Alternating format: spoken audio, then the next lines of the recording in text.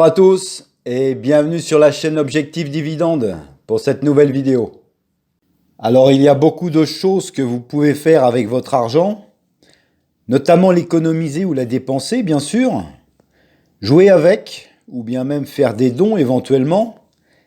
Mais d'une manière générale, la meilleure chose que vous puissiez faire avec celle-ci, c'est de l'investir.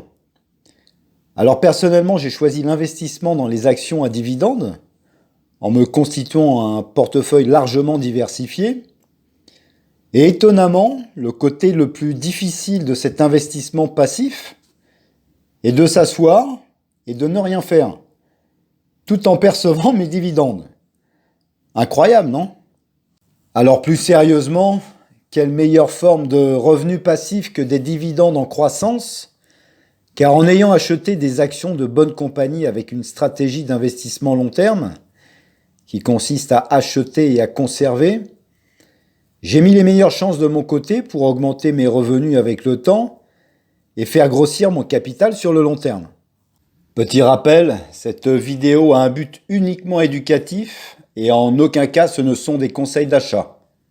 On va donc passer à la revue du portefeuille dont la valorisation actuelle a dépassé les 150 000 €, comme vous pouvez le constater, avec la première compagnie qui est Altria dans le secteur du tabac, avec 220 actions, et qui constitue une option intéressante pour les investisseurs qui souhaitent générer des flux de revenus passifs, quelles que soient les conditions du marché, puisque la compagnie verse un dividende sans interruption depuis 52 ans.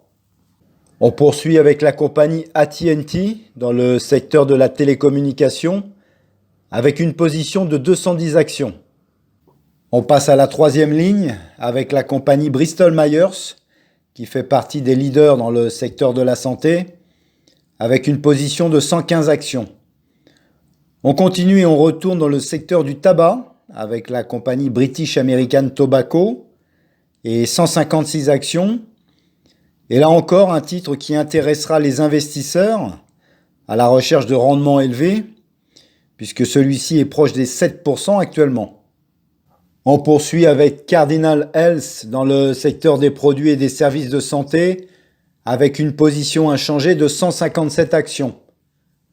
L'action suivante est une nouvelle ligne. Il s'agit de la compagnie Cummins qui est spécialisée dans la conception et la fabrication de moteurs. Alors j'ai profité de la baisse de 10% du titre depuis le début de l'année.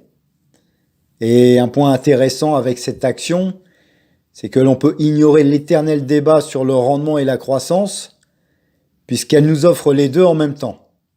En 7e position, la compagnie Enterprise Product Partner dans le secteur du pétrole, et une position qui a été renforcée avec 337 actions dorénavant.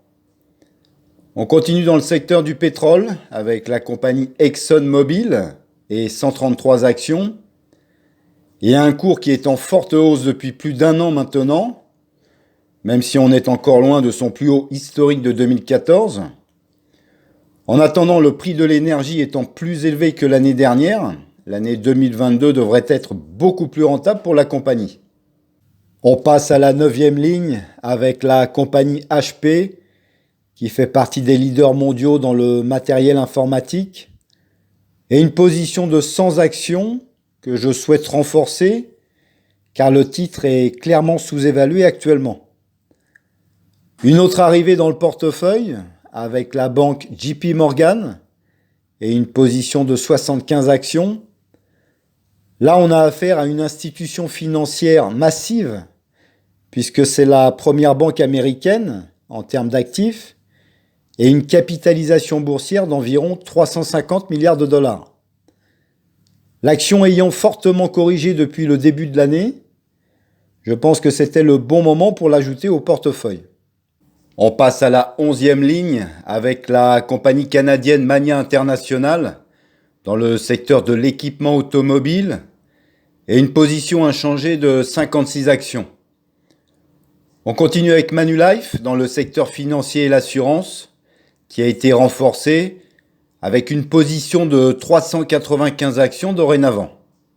On poursuit avec la compagnie Merck dans le secteur de la santé avec 156 actions. Et là encore, on est dans un secteur d'activité lucratif dans lequel on doit investir, puisque malgré la forte volatilité actuelle, Merck, comme Bristol Myers précédemment, s'est très bien comporté ces dernières semaines. Et l'avantage de cette compagnie, c'est qu'elle détient et exploite plusieurs médicaments à succès, ce qui lui assure évidemment des revenus confortables et durables. On passe ensuite à la 14e ligne avec la Royal Bank of Canada et une position inchangée avec 86 actions. On continue avec Store Capital, dont la position a été renforcée avec 224 actions dorénavant.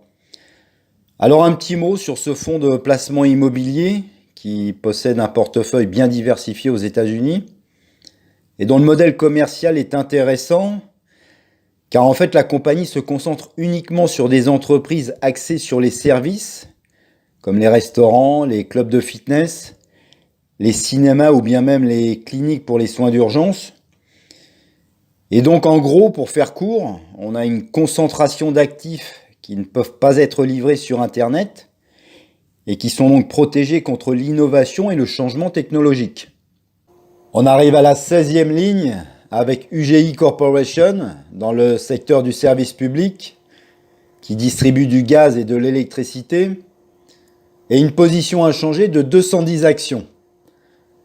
On passe à l'avant-dernière ligne avec la compagnie Verizon dans le secteur de la télécommunication qui a été renforcée également avec une position de 383 actions dorénavant.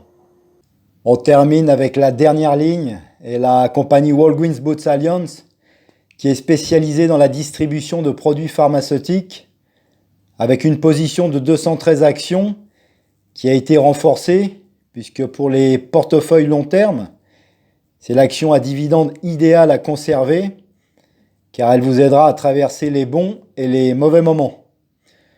La compagnie qui a augmenté son dividende de 5% en moyenne par an au cours des 5 dernières années et qui conserve en même temps un taux de distribution très faible. Voilà pour la revue du portefeuille et je vais conclure en rajoutant un petit mot sur la période de forte volatilité que l'on vit actuellement en vous conseillant d'acheter uniquement des actions dont vous n'hésiteriez pas à renforcer votre position si le cours venait à baisser de 50%. J'espère que cette vidéo vous a intéressé. Si c'est le cas, n'hésitez pas à liker et à vous abonner à la chaîne si ce n'est pas déjà fait. Et je vous dis à bientôt pour une nouvelle vidéo.